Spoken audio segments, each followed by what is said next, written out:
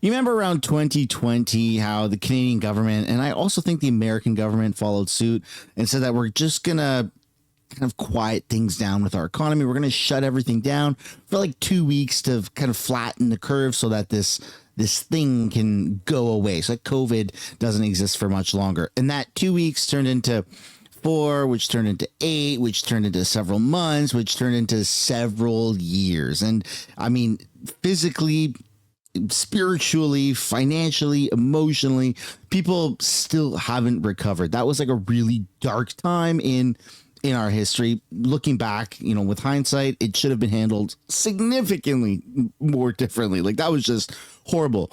And Canada since then has done some self-reflecting, and our leaders have shifted around. We've had a few elections, and we find ourselves doing like this same kind of thing, the same draconian outlook on how to combat things such as, in this case, instead of a virus, it is forest fires, and it's sparking immense outrage in Canada. The east coast of Canada is freaking burning to the ground. There are fires that are wildly out of control, and it's proven that it's mostly human caused. Now, that doesn't mean somebody with a lighter and a Palestinian flag is out in the bush trying to light a fire to then watch the whole place burn. But it also doesn't not mean that, like, that does happen from time to time, but it's also from the dry mud and oil on the back of like ATVs and motorbikes, or people having, fires when they're out camping, or even throwing cigarettes out in the bush or out on a hike when you're hiking, which cigarettes and hiking don't really go hand in hand. So I don't think that happens too often, but human cause means a myriad of different reasons. So the entire east coast of Canada has said, you know what, we're just going to flatten the curve for a little bit. And yeah, Canadians are not having it. And there's a lot of butting heads right now. So we're going to take a look at all of the information so that you, the viewer, can make up your mind on how you think this is, if this is appropriate or not appropriate. Welcome back to the channel. Welcome back to another video, everybody. Before we get into it, I do really want to encourage you guys to hit the like button and subscribe if you haven't yet already. It does really help grow the channel. We are on route to 500,000 subs, and it'd be super awesome if we got there sooner than later. And since we are talking about like draconian, overreach from the government, we also have to talk about protecting ourselves, not so much in person, but specifically online, since everything is being digitalized, which is a perfect introduction into today's sponsor. This video is brought to you by today's sponsor, Private Internet Access. If you're fed up with government censorship and the government tracking and then selling your data, well, boy, oh boy, do I have a fix for you. Private Internet Access, my go-to VPN, is the best way to cloak yourself so that you can browse the internet anonymously. Also unlocks a whole bunch of censored news here in Canada, which is the Liberals' quota. In addition to that, when you have Hulu, Netflix, Disney Plus, it allows you to access content that is restricted by this country. So you can use American Netflix, French Netflix, Italian Netflix, whatever it is that you want. There are so many benefits to Private Internet Access, but my favorite is the fact that it works on so many different devices. One subscription protects unlimited amount of devices at the same time. You can also change your IP address to more than 91 countries around the world. If you use my link down below in the description or the pinned comment below, you'll get 83% off Private Internet Access today. Alternatively, you could go to piavpn.com/sunshine to get the exact same discount. Thank you, Private Internet Access, for sponsoring today's video. Without further ado, let's get right into it. Starting off with a few little kind of different news stories before we get into the forest fires. The 10th most wanted man in Canada has just been arrested. So, hey, I maybe we won't see him out on bail in the next couple of days, but kudos, I guess, for finally getting someone off that list. And no, it wasn't Justin Trudeau. A man who's been on the list of Canada's top 25 most wanted fugitives for murder and drug trafficking charges has been arrested at an airport in Montreal. Police say he was returning to the country. Police say 36-year-old Jonathan Gendron was arrested on Saturday at Trudeau International Airport. I said, of course, it's not Justin Trudeau, but it was at the Trudeau Airport.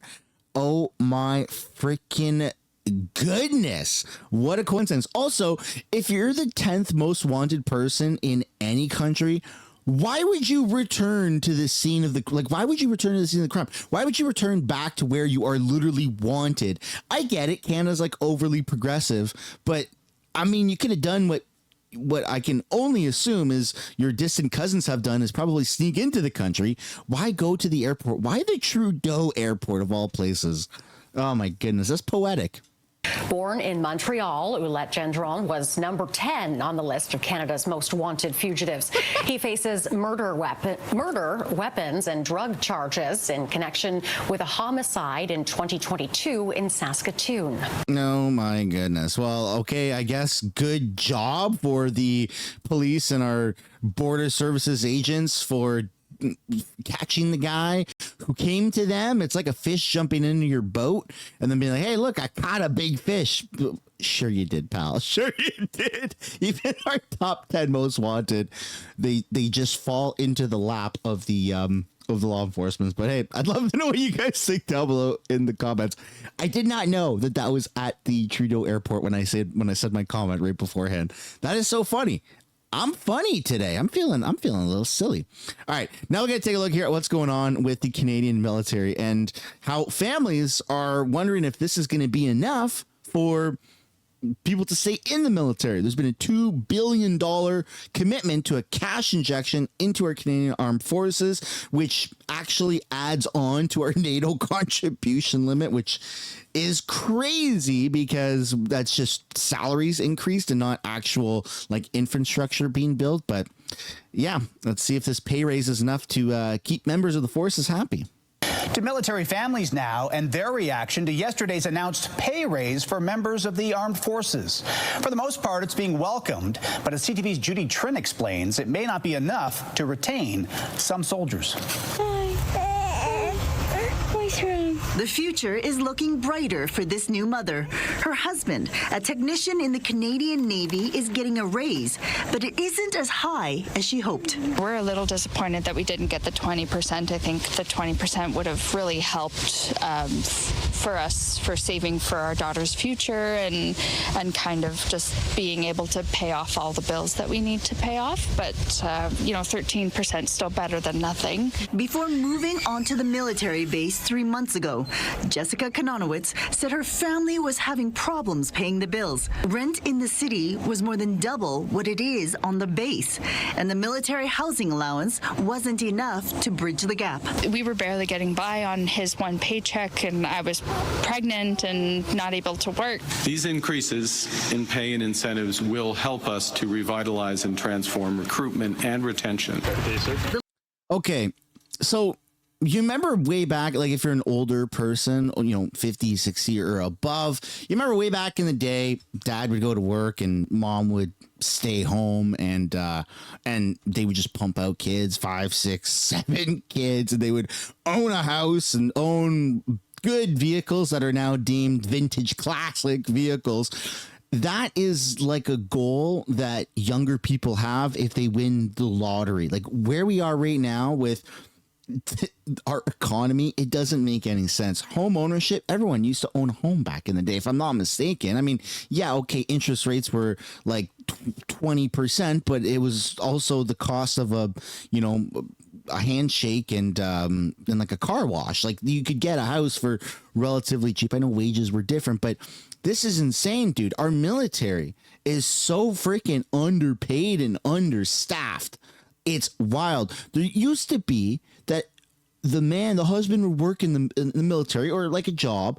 Wife would stay home. They'd have kids and she'd just be a stay-at-home mom and a homemaker and raise the kids. And that was life. And now, even with subsidized military housing, people are barely getting by with like one kid, not even 5 or 6 kids.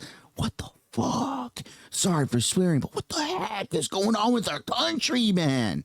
Oh my goodness. There's actually people out there that fantasize about winning $20-30 million lottery. And they're like, all I would do is pay off my debt, pay off my student loans, buy like a modest house and then go on vacation. And likely people would still want to work or still work to some capacity or own a business or something. Like that used to be just like the average person's life back in the day. And now it's a pipe dream.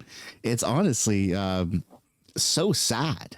Liberal government's $2 billion investment in boosting pay and benefits for the Canadian Armed Forces may help attract new recruits, but analysts say it won't be enough to keep soldiers in the force if housing isn't also improved. According to the Canadian Forces Housing Agency, 1,800 personnel are on a wait list for homes. To ensure that retention, we really need to change the policy around housing and also examine whether or not service members moving all the time as frequently as they do, is that a necessary obligation for operational effectiveness? The Department of National Defense estimates that more than 4,000 homes need to be built or renovated to meet the demands of the military.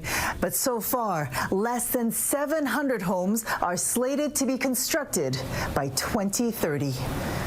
And that's probably, I'm going to go out on a limb, but probably where Brookfield is going to come in place, which just so happens to be the company that our prime minister works for, or did, where he put all his money in a blind trust. He was like a high top executive at Brookfield, and they also manufacture homes, not like actual sticks and bricks homes, but the prefabs or whatever they are called. I know a lot of people are very much against them because it's like not a real house that's like as sturdy as a real house. But I think that that you definitely need to build more military housing. I've seen so many people's lives ruined because of the military housing shortage. And I know it's like a very specific thing because there's a real housing shortage in Canada for everybody, but for the military, you can get transferred against your will. And if you get transferred to somewhere that the cost of living is significantly higher than what you are able to actually afford,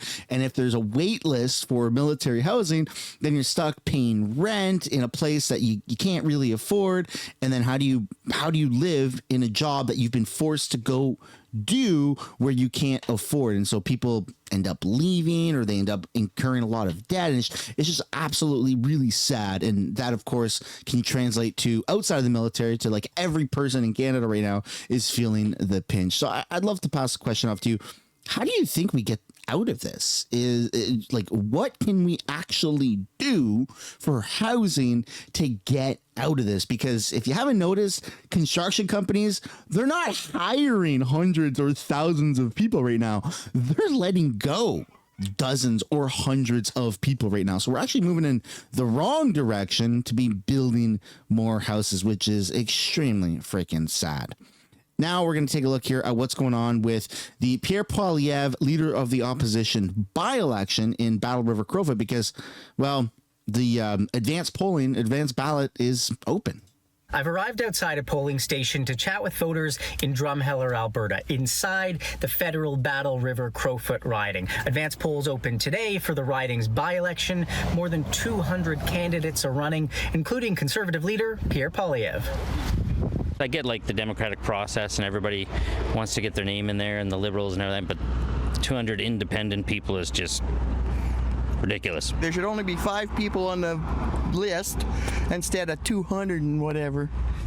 Just as long as the right one gets in. Do you want to share who you think the right candidate is? Pierre. Yeah, Pierre should be in there. Some others here share that view. I'm born and bred conservative, so I hope it turns out conservative. Hopefully Pierre wins it. Historically, we've been a conservative riding, and I think most people probably would feel that that's the way they expect it will stay. Expectations aside, some want to at least see a competitive race. I hope it's close. Is what I hope for, yeah. I think the Conservative candidate has an obvious advantage in this riding, but a lot of the other candidates are also very Conservative. One feeling many voters share is frustration with being back at the polls less than 4 months after April's federal election. Conservative incumbent Damien Couric won back then, but gave up his seat afterwards so that Poilievre could run here, after Poilievre lost his longtime Ottawa area seat. I don't like that political game playing. It's frustrating. This area voted for that candidate, and he bailed. That's frustrating because it's a huge amount of money going into something that was dealt with 3 months ago. Despite some rain in the first hours after opening, there has been a steady flow of people through the polling station doors. This political scientist says by-election turnout is typically low, and the fact that it's summer could hurt turnout for this one even more. It's sort of a low attention time for politics, a low engagement time just because of everything else going on. Advanced polling locations like this one will be open throughout the riding until Monday night. After that, voters will have to wait to cast their ballot on Election Day, August 18th. Acton Clark. Yeah, it's a big month. It's a big month for what's supposed to be not a big political month. Let me know down in the comments if you think that Pierre Poilievre is going to win that by-election, and let me know also if you even want him to win, or if you think that now is the time to move in a different direction. I'm looking forward to reading what you guys have to say. Now we're going to take a look at what the heck is going on with these forest fires out in the east coast of Canada. Who to be the bad guys. So this all started a few days ago, August 6th to be exact, where the Nova Scotia Premier banned hiking, fishing, camping, or even walking in the woods, or you could face a $25,000 fine. Now, that's not blown out of proportion. That's not clickbait. The only place that you could actually go camping is at a registered campsite, but obviously fire bans, and if you're smoking anything, right, whatever it is that you're smoking, people are going to be looking at you like, hey man, well, you can't be smoking this crazy, right? So now you're ostracizing people. And then, well, a man went into the woods and literally just like walked into this bush right here. And you can see that this clip has gone viral, 2.6 million views. This is in Nova Scotia. Literally walks right into the bush, like just like that. And the law enforcement says, hey, buddy, come here, buddy. You got to come here and you got to pay a ticket. So then he has to go and he did this right in front of that. It looks like maybe the bylaw or the police station or something like that. And they literally issued him a ticket. So he's waiting right now for his ticket, and he finally gets it. And he shows us it's $28,872.50. So it's a real thing. Now, of course, this can be fought in court, just like how, a lot of people got fines for COVID for, being out past the curfew, because there were curfews in Canada in very specific parts like Quebec and maybe other parts. But it didn't just end in Nova Scotia. It actually continued. It continued in New Brunswick. The Liberal Premier, Susan Holt, joined Nova Scotia in implementing policies banning woods activities. So New Brunswick bans, effective at midnight, trails on Crown land will close to things like ATV use, hiking, camping outside of campgrounds, and fishing. Now, you might be wondering, who goes camping outside of a official campground? A lot of people do. In Canada, just like in America, they have the BLM, no, not Black Lives Matter, but Bureau of Land Management. You can basically just go onto like unofficial campsites and you can camp there for up to 14 days. I think it is in America. I think it's pretty similar here in Canada. And then you have to move, and you can move like one spot over, but as long as you're moving every 14-ish days or week or whatever it is, the exact laws in America, then you're good to go. It's extremely, extremely popular. And there's also like an entire nomadic community that kind of does this routinely, right? Like I lived in a van for 5 years. I can tell you with absolute certainty, I lived on Crown land out in the bush in my van. I had a little wood stove. I had water. I would like bathe in the river, glacier fed river, like actual things like that, right? So that is a real thing that not just people like me do, but like thousands, hundreds of thousands of people do. And people don't want to pay the $50 or $100 camp fees, so they go onto Crown land, down trails. They just park their camper, their van, their trailer, travel trailer, fifth wheel, whatever it is, and they just dry camp for a little bit. That's not allowed right now. So let's take a look at what the New Brunswick Premier briefly said. So we're here on a Saturday afternoon to ask all New Brunswickers to get out of the woods and to stay out of the woods. I know that New Brunswickers care deeply for their neighbors and are passionate about our woods and our forest and our beautiful natural environment. And right now, we need you to show that passion and care for your neighbors and for our forests by taking action to protect this province and its people. The fake smiling, the fake like, hey, I know you love the woods, but you're not allowed to go. Like, why are you delivering it that way? Okay, so at this point now, we've got two provinces in Canada that have shut it down, saying, hey man, you can't, yeah, we know you like the woods, but you can't go, with like a big shit-eating grin on their face.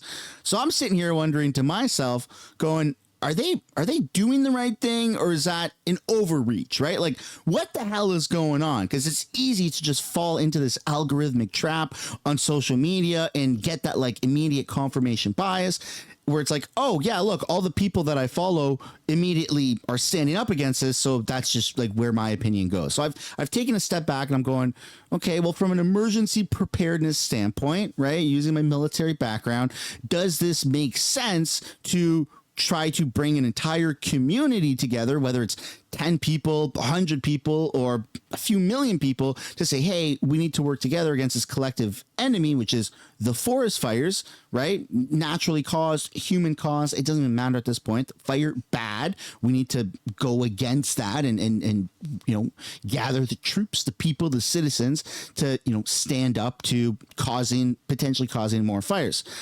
And then while I'm thinking about this, a third province joined in. You can't make this up. Newfoundland actually upped the ante. So at this point, we've now seen $25,000 fine, which has been taxed, which is kind of diabolical, right? To have a $25,000 fine, which then went up to $28,872. And now the ante's gone up. So Newfoundland joins in and says, well, we're going to one up Nova Scotia and New Brunswick, and here's what we have to offer. So as we said, we have taken decisive action to help address this situation. Yesterday, we announced we would increase fines for violating the forest fire regulations, and as I said today, we'll share the details. So effective today, new fines will range from $50,000 to $150,000. For a first offense, when a ticket is issued, fines will increase from $75 to $50,000. And imprisonment in default of payment will increase from 3 days to up to 6 months.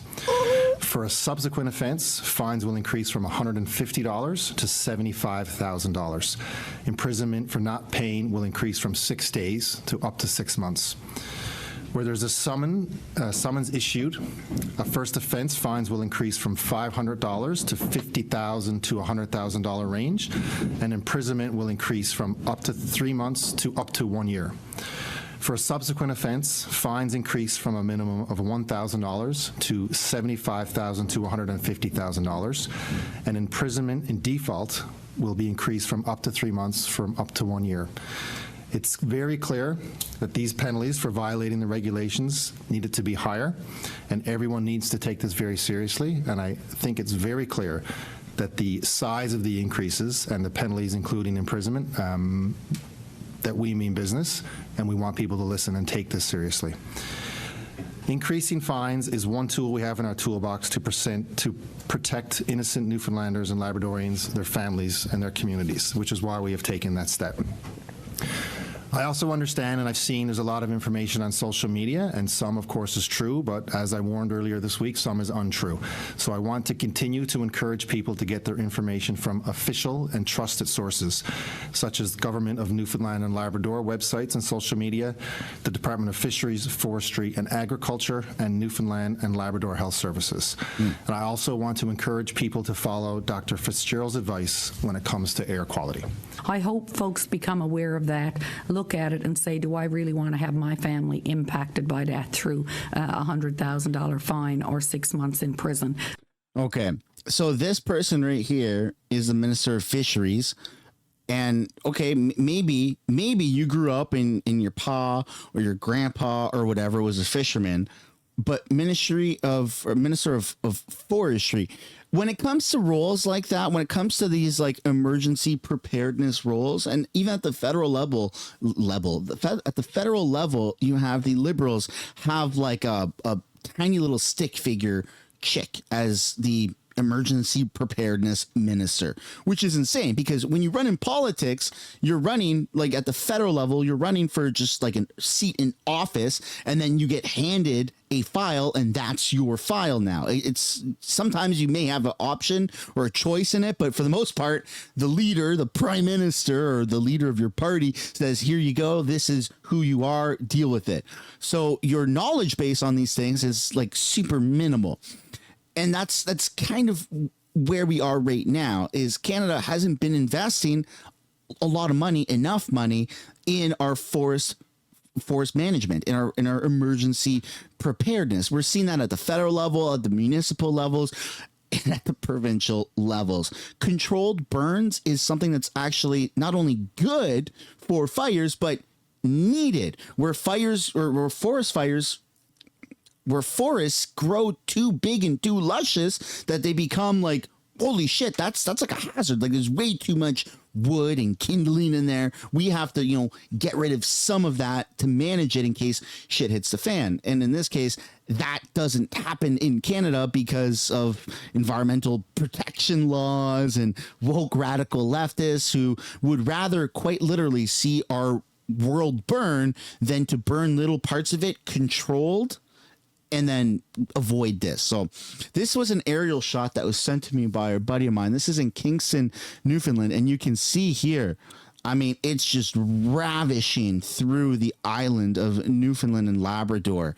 And that's just one aerial shot. So the fires are really, really freaking bad. Let's have a look here at this video. The province is battling 3 out-of-control wildfires. The biggest in Conception Bay North is approaching 3,000 hectares in size. Its smoke, a thick blanket seen from the air, flames that have forced hundreds of residents from their homes. And yet 28 additional smaller fires were reported this week. Despite the serious nature of what's happening, we are continuing. Yeah, we just saw that. And so it's getting so bad. It's the smoke is bleeding into other parts of Canada and it's bleeding into other parts of America. And I mean, at what point does our Canadian government, do our provinces say, hey, okay, we can't do this, America, can you please help us? But I don't even think that that's happened yet. We're telling Nova Scotians, stay out of the woods. So there's no more hiking, camping, or using vehicles like ATVs in wooded areas.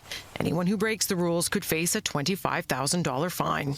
Stay out of the woods, burn ban, $25,000 fine. So again, going back to how I've been trying to kind of interpret all of this that's going on, because let's be honest, if there were like a zombie apocalypse, like a real threat of you get this contagion and a zombie like bites you or scratches you and now the contagion's in you and you just slowly decay and you turn into a zombie, just like The Walking Dead. Like if that were to happen and government would say, okay, like, let's work together. We all need to work together on this to avoid the spread of something like that's like a real threat. Like, oh shit, yeah, no, we're all going to die.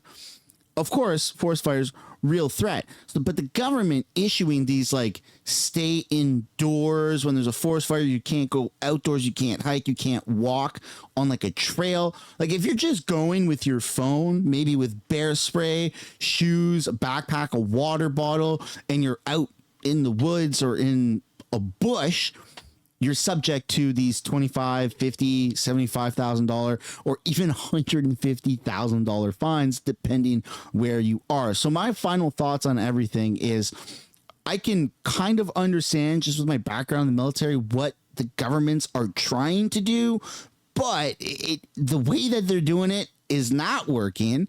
And banning things like that, instead of issuing warnings saying, hey guys, now's the time where we kind of have to work together. So we're putting a fire ban, which is a reasonable thing to do. Like we've all experienced fire bans where, okay, shit's just too dry, don't have campfires.